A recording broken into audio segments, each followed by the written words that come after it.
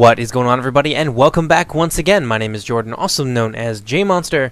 Thank you for joining me for another replay battle. Today I've got a 4-man FFA on Warhammer 2, because of course we are doing Warhammer 2. Just came out yesterday, super excited about it. But before we get into the replay, let's take a look at some of the army compositions. The first army we're looking at today is being commanded by yours truly. I am playing as the High Elves. I have brought one Prince of Ulthuan mounted on the back of a Star Dragon. 3 units of the regular Elven archers, the ones without light armor. 3 units of spearmen, who are my bread and butter, my main line, and also my anti-large. I've got 1 unit of Phoenix Guard, the beautiful, the deadly, silent guardians of the Shrine of Azurian.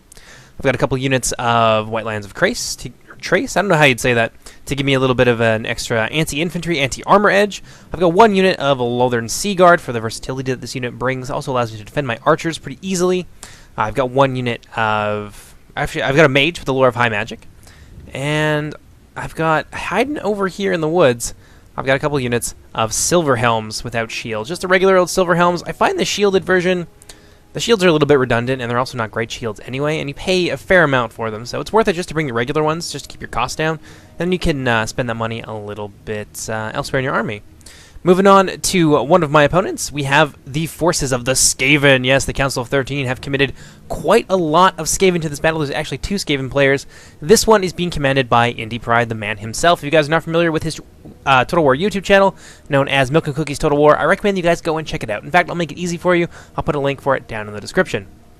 But in any case, Indypride is bringing 6 units. Yes, 6 units of Death Runners, who are absolute beasts in melee. They've got 30 armor-piercing damage. Well, they don't have 30 exactly armor-piercing damage, but they've got a significant amount of AP, 22 AP that's going to shred through my High Elves. They also stack with their Weeping Blade. They get minus 50% armor on their target, so your armored units don't really count for too much against these Death Runner infantry units. 36 melee defense, 36 attack ensures that they are very, very deadly and are able to hold their own against most of the elite infantry in the game. Their biggest downfall is that they have 20 armor, so they're very easily shot down with missiles, which doesn't matter too much because it's a really stealthy unit anyway. In any case, moving on, Indypride's also bringing 2 units of assassins, melee combat specialists, who will destroy your lords and or heroes in the blink of an eye, so you want to look out for them. They're also equipped with the stalk ability, so they will be invisible pretty much until they're right on top of you, so keep an eye out for your lords and such. He's also bringing 3 units of Rat Ogres, 1 unit of Clan Rat Spears, 1 unit of a Greyseer, which is his lord. This one has the lore of Ruin, which allows them to summon a lot of reinforcements onto the battlefield. I think they have like a magical ability. It's like the 13th spell or 13th terrible spell or something like that, but it is not terrible. It is a big magical nuke that also summons a unit of Storm Vermin. But in any case, 4 units of Skaven Spears to make up his frontline chaff to tie up my infantry formation, and that is going to do it for his army. So let's move on now to the forces of the Dark Elves, the Druki, being commanded by Nephi. He's got a very balanced force, much like my own. He's got 3 units of Bleak Swords, 2 units of Dread Spears to defend his flank, 1 unit of Hydra. Look at this thing. Hail Hydra. This thing is freaking sexy. It breathes fire, does everything you'd want it to do. It's also got regeneration. So if you let it get away and don't kill it completely, it will come back with a serious amount of health. He's also got 1 unit of Black Ark Corsairs, 1 unit of Witch Elves. Look at these guys. I shouldn't say guys. Look at these ladies. They are freaking jacked. Very sinewy, very muscly, absolutely terrifying. The Brides of Cain don't. They have no equals. They don't have armor-piercing damage, but they do have something called the Madness of Cain, which when they hit a unit long enough, I think they have to do a certain amount of damage. There's like a threshold. Then it will go berserk. Now, if that goes down on your lord, you're going to lose out on all of your lord abilities. So you got to watch out for these deadly, beautiful elves. He's also got 1 unit of the Hargoneth Executioners, anti-infantry, anti-armor, super sexy, got a nice charge bonus, and some decent armor values to boot.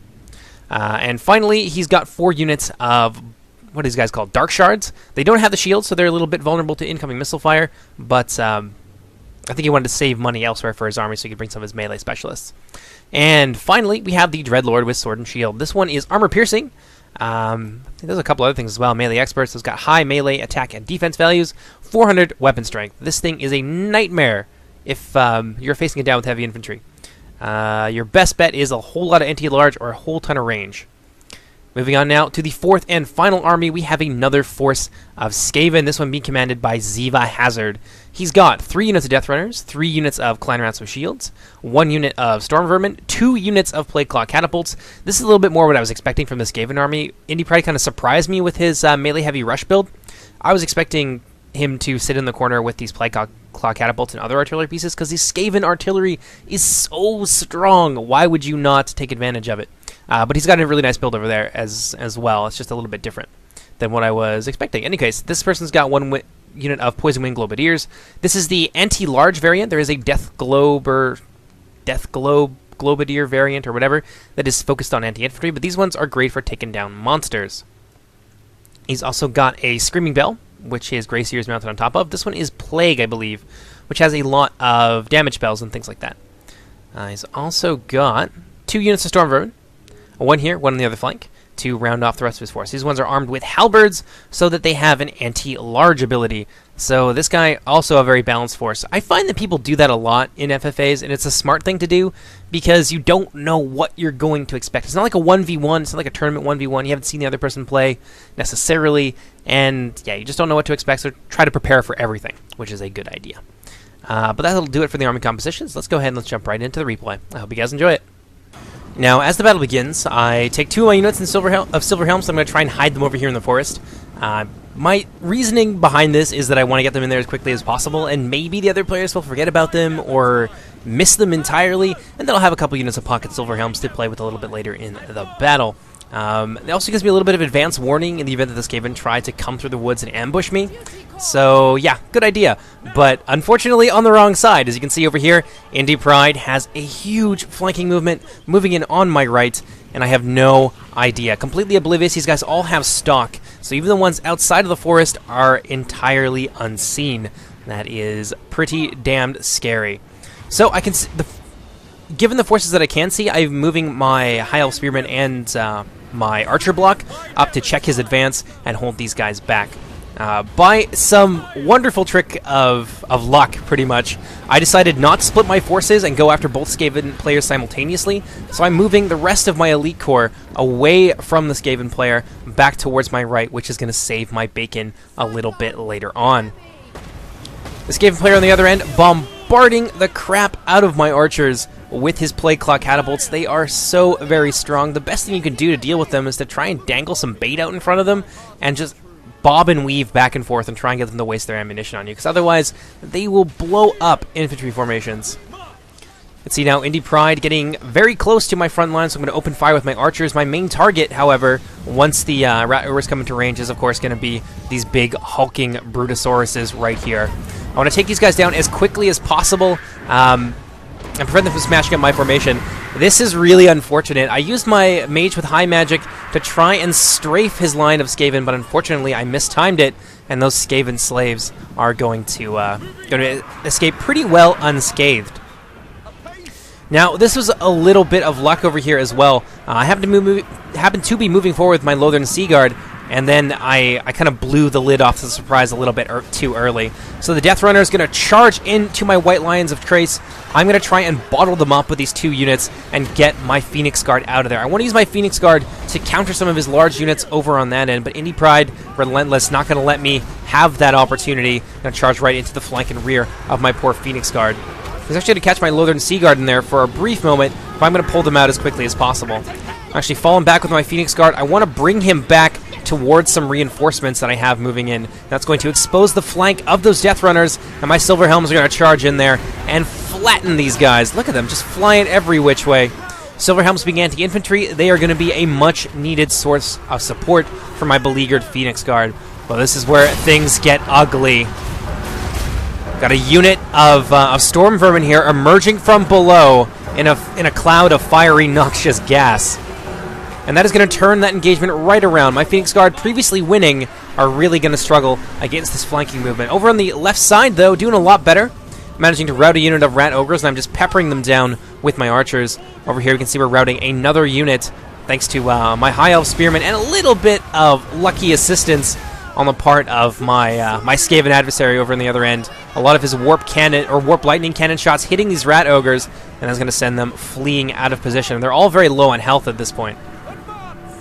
So my front line still being held up by these Skaven slaves. Got a little bit of routing here. Mostly that's due to the warp lightning cannon just across the way. Over back in the center, you can see we're starting to turn it around a little bit. The presence of my silver helms really making a big difference. Over here, a little bit of a lapse in micro. Going to cost me the lives of a lot of my silver helms, but luckily I'm going to realize my mistake and pull them out of there as quickly as possible. Over here, my dragon prince. I'm going to call him a dragon prince. He's not a dragon and he's a prince. Why not? Making mincemeat of these death runners, but unfortunately I need to pull him out and bring him over in this direction towards the chaff that is holding up my spearmen. I don't want this unit to be completely annihilated, and I want to conserve my forces as quickly as possible, maybe collapse this flank and use those spears to support the rest of my line. Let's pop over onto the other end. You can see the Dark Elves making some headway against the Skaven, but this is going to get real ugly real fast. You can see a brutal debuff in there. That's Wither. Going to take the Dark Elves down by 60 armor, basically annihilating their armor. Skaven are all about the debuffs. It more than makes up for the terrible quality of most of their units. You can see that Grey Seer punching holes in the lines of Bleak Swords.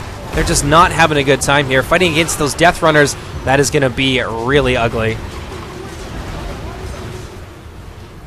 In the back, you can see the Dark Shards really in some trouble. These are Death Runners, I believe, coming in from the rear. At the same time, they're being pelted with the Plague Claw Cannibals. The Dark Elves really walked into a mess. If you look at this, they kind of funneled in here. They didn't try to go around the other side. They just funneled into a killing zone prepared by the Skaven. They were able to block off the front line, hold them down, prevent them from making any progress, and just pound them into submission with their very powerful artillery pieces. They have a lot of ranged firepower here. And this is exactly the kind of fight that the Skaven player has designed his army to win. And so the Dark Elves suffering very, very badly. They've already popped Murderous Prowess because of how many people have died on the battlefields. But once that runs out, that's their biggest edge here, is maybe trying to carve through these guys quick enough that they can overwhelm the battle line and silence those artillery, but it's just not going to happen. They don't have the magic. They don't have the cavalry support. It's just really an unfortunate thing for the Dark Elves that they put themselves in this kind of situation. Harganeth Executioners doing a number on those Storm Vermin. Oh, those Storm Vermin are going to have a very bad time. Even weakened as they are, the Harganeth Executioners more than a match for those elite Skaven. In the back here, you can see the Grey Seer being pulled out of position by the Madness of Cain. That is great for the Dark Elf player. If he can take down the Lord, maybe he's got a shot. As long as his front line holds, maybe he's got a chance at driving back the Vermin and breaking them in a mass rout.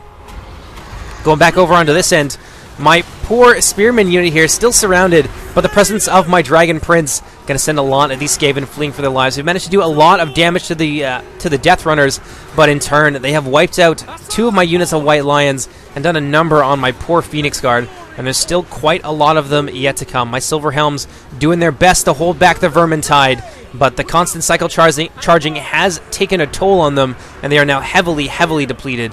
And look at this, these Death Runners quick enough to keep pace with my cavalry. Over on this side, we can see that we've routed a few of the Rat Ogres. We're just repeatedly routing them, driving them back, and then trying to kill them again. They've driven back my skirmish line, Indypride, running a lot of disruption on my archer line right now. You can see them focusing down on those Rat Ogres, and that is going to be enough to shatter them. So we've taken care of those beasties for now, but we still have a big rat problem in our back lines. My High Mage now being surrounded.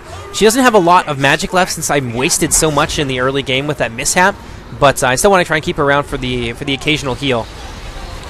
Over here you can see more Storm Vermin have been summoned onto the front lines. My Spearmen here really not having a good time. My Lothern Seaguard in the back giving them support. At the same time, my Dragon Prince doing his best. It looks like we got Hand of Glory right there. Actually a misclick on my part. I meant to use Apotheosis, unfortunately. So my Dragon Prince going to have a little bit extra melee attack. That's nice. Going to be able to do some more damage to these Storm Vermin. Plague Claw Catapult actually helping me out a bit, doing some serious damage to some of these Storm Vermin. That's actually going to send them routing along with the presence of my Dragon Prince. Over here we can see some Death Runners and some Rat Ogres running down a unit of my archers, now broken and running off the battlefield. I think they are actually shattered. Charge for my Silver Helms, though, is going to be enough to break these fearsome beasties of Clan Molder. I was going to send them howling off the battlefield. One of them is going to shatter. The other is nearly dead and is quite close to the border, so I think they're going to rout completely off the field as well. All things considered, it's fairly even. Indypride and I have wiped each other out. He's got some reforming troops in the back there, and he's still got a couple of assassins as well, I believe. But against my Dragon Prince, oh, that assassin is not going to have a good time. And we've got some more routing units here, some spearmen. I think they may come back. My Phoenix Guard somehow managed to come through this scrap. I wouldn't say unscathed. No, definitely not unscathed. They're almost dead, but they're still alive, which to me is amazing. A real testament to how much of an anchor this kind of unit can be for the High Elven line. And to pull my lord out of there, I don't want him facing 2 assassins all by his lonesome. That would be a very ugly thing indeed. Over here we can see that the Dark Elves have managed to get some of their bleak swords into the Plague Claw catapults, and they are going to disrupt them temporarily. But unfortunately, those bleak swords are going to shatter, along with basically the rest of the Dark Elf army. It was a really big mistake, I think, moving into this area. It's so exposed, and it's no problem for those Plague Claw catapults and everything else to just do a ton of damage. So unfortunately, the Dark Elves completely destroyed. Nephi has been knocked off the scoreboard, and that leaves Ziva Hazard in control of a serious force of Skaven. He's got a lot of troops left over. A lot of his front line and his chaff have been completely destroyed. Actually, some of his elite units, like the Storm Vermin, have taken a beating as well. But still, that's a lot of rats. Over on this end, you can see the Dragon Prince, along with some reinforcements, doing a number on those assassins. He's actually going to manage to rout one of them. He's not shattered, but he's definitely not having fun here. And I don't think we're going to see him come back again. Now that is going to leave this one prince exposed to the might, or not prince, assassin exposed to the might of my Dragon Prince. And I was going to see him off the battlefield as well. He's now terrified, exhausted, fleeing for his life. Unfortunately, the 2 of them managed to double team my High Mage. And now she's routing around, just running in circles on the battlefield, trying to get away. Luckily for her, those Skaven Slave Spears, not interested. They're also trying to save their own skins. Now in the back, we've managed to break a unit of Death Runners. Actually, we've killed a significant number of his Death Runners. Most of them are gone, along with most of his army. But we are not in good shape either. Look at this. I've got a unit of archers with nearly no ammunition, a unit of Silver Helms with practically no HP left. The only thing that's really still standing is my prince, and he is now being brought in to deal with this one lone Skaven assassin descending from the heights, all fire and fury. He's going to take down that servant of Clan Eshin. And that is going to be all she wrote for the Skaven army for the most part. Yeah, just 1 or 2 more hits I think is going to be enough to send that rat running. But there's no escape this time. And one swipe of the tail is all it's going to take. Whack. And he's done. And now the other Skaven player, very politely I might add, waiting for Indypride and I to finish our scrap, is now going to move on my my remaining infantry line. I was trying to pull back to here, over where my Silver Helms are coming out of right now, and form some kind of battle line, but unfortunately I was caught out of position by these Plague Claw catapult crews and the Warp Lightning crews. I'm going to use my dragon to try and terrify them and destroy the Skaven units in waves. Over here, my Silver Helms getting some easy kills on the Plague Claw catapult crew. Unfortunately, that's going to bring them within range of the remaining, I think there's like 1 or 2 units of Skaven Slingers, which I didn't catch in the army composition stage, but they are indeed still here, and they've got a lot of ammo. Oh, I was hoping they'd be almost out of ammunition, but unfortunately for me, the Skaven army is really well intact at this point.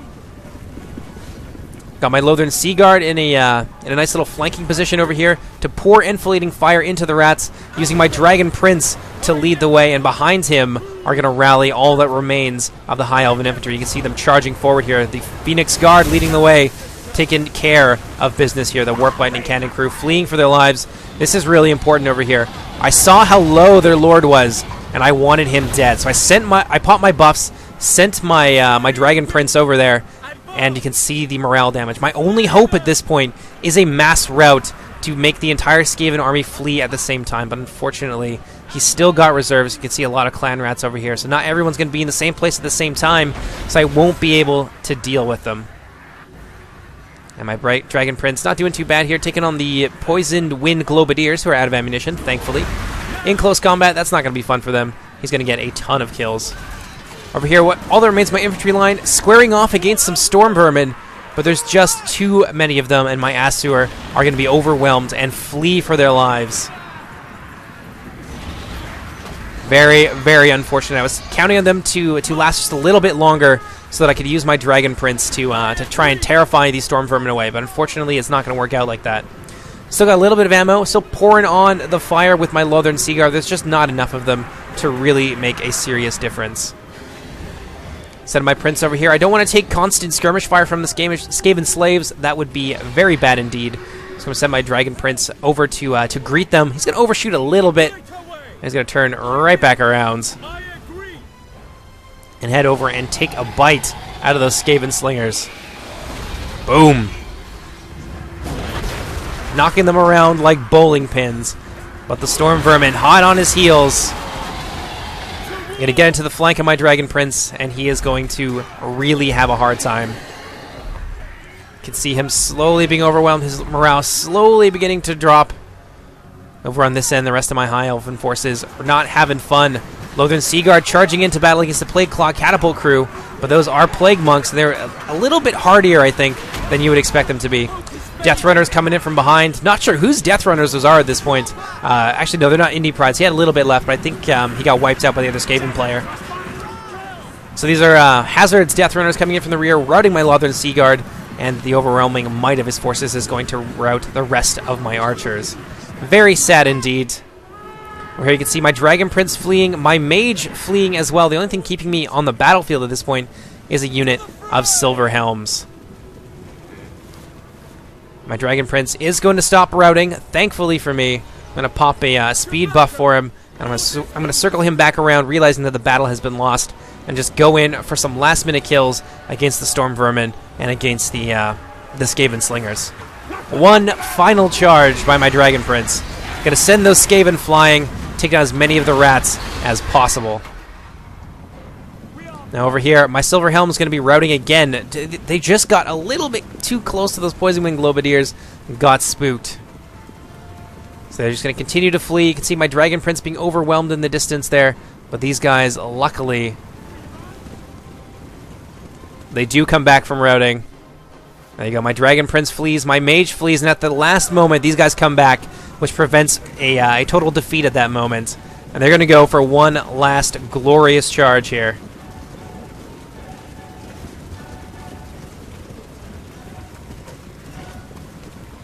Right against the Globadiers, who are going to meet them. They're going to drop their lances, hit them, and boom! Almost instantly rout. And that's going to be the end for me. Good game to my opponents, and thank you very much to Indypride for playing with me. I was pretty sure he was tired after getting back from a tournament in like New York or something, but he still came out and played, which is really cool of him. But yeah, I hope you guys enjoyed that, and there will be some more of our Let's Play coming out very shortly. I think we're on, what, episode 6 now? I think I've got episodes 7 and 8 already done, so you should be seeing those in the next couple of days. But in any case, my name is Jordan, also known as JMonster, and I will see you next time. Take care, everybody. Bye-bye!